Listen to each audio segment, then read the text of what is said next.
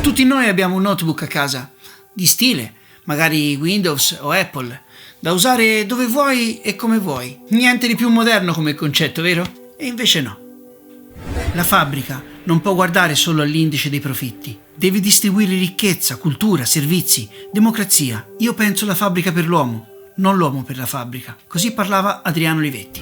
Questa storia comincia negli anni 50, precisamente nel 1954. Sono anni in cui tutto sta per accadere. Nell'aria c'è fermento, c'è voglia di modernità. Sono gli anni dell'IRI e di Mattei, gli anni della 500, della Vespa, e l'Italia si afferma come importante nazione produttrice di eccellenze che sono tuttora delle vere e proprie icone di design.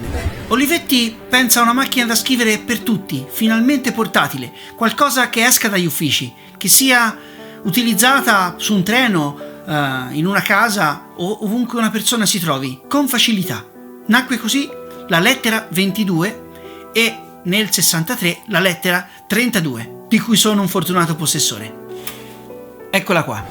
Ho unito in questo video lettera 22 e 32, anche se corrono diversi anni tra l'una e l'altra, precisamente 9, perché di fatto nascondono dietro lo stesso concetto.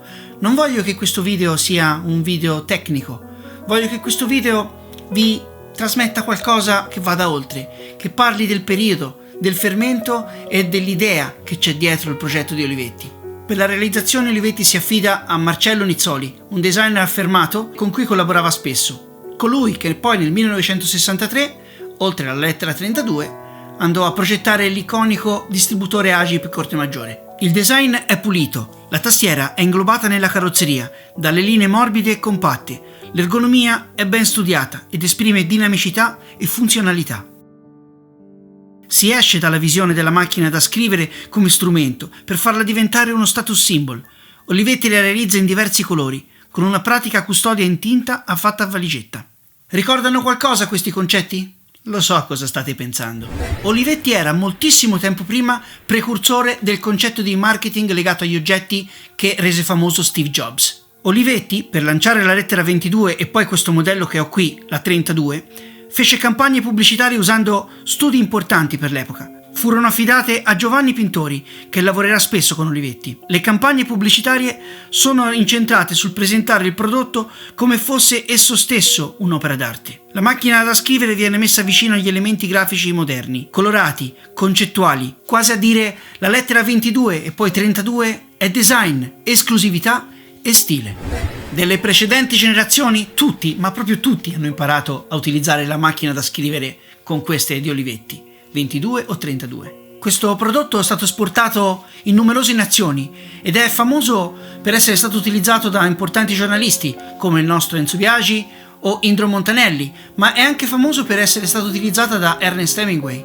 certificando un gran successo commerciale in tutto il mondo. Lettera 22 e 32 sono stati quindi prodotti con un'idea dietro, che seguiva i valori di Adriano Olivetti, che in tutta la sua vita da imprenditore ha sempre messo le persone al centro di tutto. Un esempio, un orgoglio italiano, da seguire per la sua mente realmente illuminata. 2 informazioni soltanto sul suo design. La lettera 22, ad esempio, è esposta in mostra permanente al MoMA di New York. Inoltre, fu premiata proprio nel 1954, che è stato il primo anno del grandissimo premio per designer di tutto il mondo chiamato il Compasso d'Oro, un premio mondiale che esiste tuttora. Un'altra bella curiosità è che il Technologic Institute of Illinois ha dichiarato la lettera 22 come il miglior prodotto di design degli ultimi 100 anni. Pensate che il suo prezzo era di 42.000 lire, più o meno lo stipendio medio di un operaio dell'epoca. È un oggetto che oggi è presente in molte famiglie. Quella che ho io, ad esempio, è un esemplare appartenuto a mio nonno, che custodisco gelosamente. Sicuramente è un oggetto che fa bella mostra di sé, per esempio appesa in casa, come la tengo io al muro. Ed è possibile comprarla ai mercatini di settore piuttosto che su internet. Adesso sicuramente potrete vedere con un occhio diverso questo oggetto, capendone la storia che c'è dietro. Non mi rimane che dirvi al prossimo oggetto e alla prossima storia.